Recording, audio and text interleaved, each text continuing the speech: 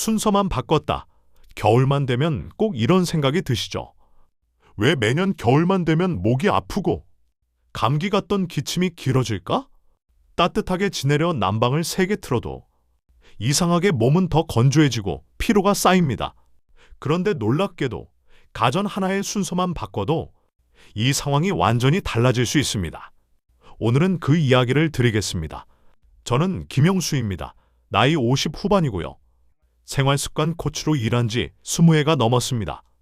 지금까지 1000건이 넘는 상담을 진행했고 복지관과 시니어센터에서 노년층의 호흡기 건강과 실내 환경, 그리고 생활 리듬 개선에 대해 수백 번 강의를 해왔습니다. 광고나 후원 없이 오직 현장에서 직접 본 사례와 데이터로만 말씀드립니다. 이야기를 시작하기 전에 한 말씀 드릴게요.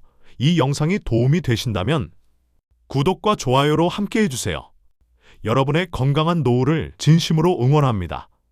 그리고 궁금하신 점이 있다면 댓글에 남겨주시면 제가 직접 댓글로 도와드리겠습니다. 겨울철 실내는 생각보다 더 위험합니다. 보일러를 켜두면 공기는 따뜻해지지만 습도는 빠르게 떨어집니다. 이럴 때 호흡기 점막이 마르면서 외부 바이러스가 쉽게 달라붙어요. 쉽게 말하면 마른 수영장에 먼지가 내려앉는 것처럼 우리 몸속에도 미세먼지와 바이러스가 앉을 자리가 생기는 겁니다. 반대로 습도가 너무 높으면 또 다른 문제가 생깁니다. 바닥에 물기가 맺히고 곰팡이나 세균이 자라면서 숨쉬기 더 어려운 환경이 되죠. 마치 오래된 수도꼭지가 녹쓰는 것과 같습니다. 그렇다면 왜 이런 일이 반복될까요? 겨울이면 난방만 신경 쓰고 환기와 습도 관리를 놓치기 때문입니다. 따뜻하다고 건강한 건 아닙니다. 온도, 습도, 공기순환이 동시에 맞물려야 비로소 건강한 집이 됩니다. 생각해보세요.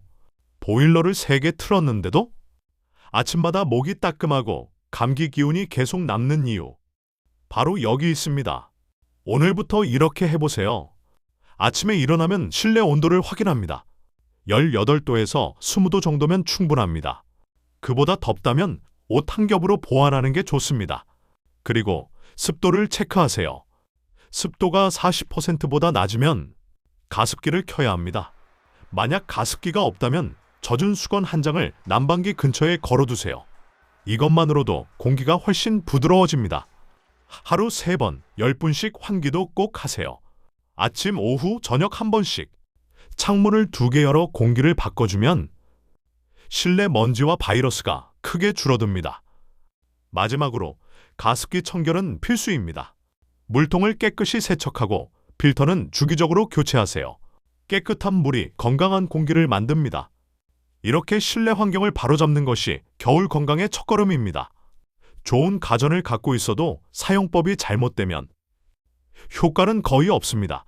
가습기는 가열식과 초음파식이 있습니다. 가열식은 따뜻한 수증기가 나와 살균 효과가 있지만 전력 소모가 크고 화상 위험이 있습니다. 반면 초음파식은 전력 효율은 좋지만 물통 내부가 깨끗하지 않으면 세균이 퍼질 수 있습니다. 그래서 중요한 건 가전의 종류보다 관리입니다. 매일 물을 갈고 이틀에 한 번은 세척하세요.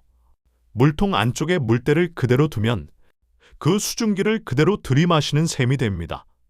공기청정기와 난방기도 마찬가지예요. 벽에 붙여두면 순환이 막히고 바닥 공기가 움직이지 않으면 열이 제대로 퍼지지 않습니다. 가능하면 서큘레이터 같은 순환기기를 함께 두세요. 공기가 골고루 움직여야 습도도 일정하게 유지됩니다. 좋은 가전이 중요한 게 아니라 어떻게 쓰느냐가 핵심입니다. 이제 가전이 준비되었다면 생활 속 루틴으로 연결할 차례입니다. 아침에 일어나면 가장 먼저 창문을 엽니다. 10분 정도만 환기해도 공기가 바뀝니다. 그 다음 실내 온도와 습도를 확인하세요. 오전에는 20도 내외의 온도를 유지하고 습도는 절반 정도, 즉 45%에서 50% 사이가 좋습니다. 움직이기 편한 옷을 입고 발을 따뜻하게 하세요. 오후에는 잠시 몸을 움직여야 합니다. 물을 한 컵 마시고 가습기의 분무가 잘 닿는지 확인하세요. 바닥보다는 테이블 높이에 두는 게 좋습니다. 저녁 식사 후엔 난방 온도를 살짝 낮추세요. 그 상태에서 가습기를 약하게 켜두면 공기가 무겁지 않고 부드럽게 유지됩니다. 취침 30분 전에는 난방기를 더 낮추고 가습기를 취침 모드로 전환하세요. 물이 충분한지, 필터는 깨끗한지 꼭 확인하시고요. 이 습관을 일주일만 유지해도 아침 기침이 줄어드는 걸 느끼실 겁니다. 제가 지도했던 김호철님은 은퇴 후 집에서 대부분의 시간을 보내셨습니다. 지난해 겨울엔 목이 자주 따갑고 기침이 끊이지 않았습니다. 그런데 집을 살펴보니 실내 온도는 26도, 습도는 30% 남짓이었어요. 가습기는 물도 오래된 채로 사용 중이었습니다. 호철님께는 이렇게 제안드렸습니다. 보일러 온도를 낮추고 가습기를 스테인리스 수조형으로 바꿔보세요. 그리고 아침, 저녁에 한 번씩만 환기해보세요. 첫 주에는 목의 따가움이 줄었고 한 달 뒤엔 기침이 절반으로 줄었습니다. 습도는 안정적으로 유지됐고 곰팡이도 생기지 않았습니다. 호철님은 지금도 아침에 기침으로 눈 뜨는 일이 사라졌다고 하세요. 저희 가족도 마찬가지입니다. 예전에는 겨울마다 보일러를 3개 틀었지만 이젠 습도와 순서를 조절합니다. 난방기를 낮추고 가습기물을 매일 갈며 젖은 수건을 난방기 옆에 걸어둡니다. 이 단순한 습관 덕분에 올해는 저도 아내도 아침 기침이 거의 사라졌습니다. 첫째, 겨울철 건강은 온도보다 습도와 환기가 좌우합니다. 둘째, 좋은 가전을 사는 것보다 올바른 사용법과 루틴이 훨씬 더 중요합니다. 셋째, 변화는 작아도 꾸준해야 합니다. 한번 바꾼다고 끝이 아니라 매일의 습관이 쌓여야 몸이 달라집니다. 제 철학은 단순합니다. 검증된 정보에 따라 무리 없이 지속 가능한 변화. 그게 진짜 건강의 핵심입니다. 내일 저녁부터 작은 습관 하나만 바꿔보세요. 그 변화가 여러분의 노후 건강을 완전히 바꿀 수도 있습니다. 오늘의 체크리스트입니다. 하나, 습도계 숫자가 40% 밑으로 떨어지진 않았나요? 둘, 가습기 물통은 깨끗하게 세척했나요? 셋, 하루 3번 환기를 잊지 않으셨나요? 이번 주에는 이 3가지를 실천해보세요.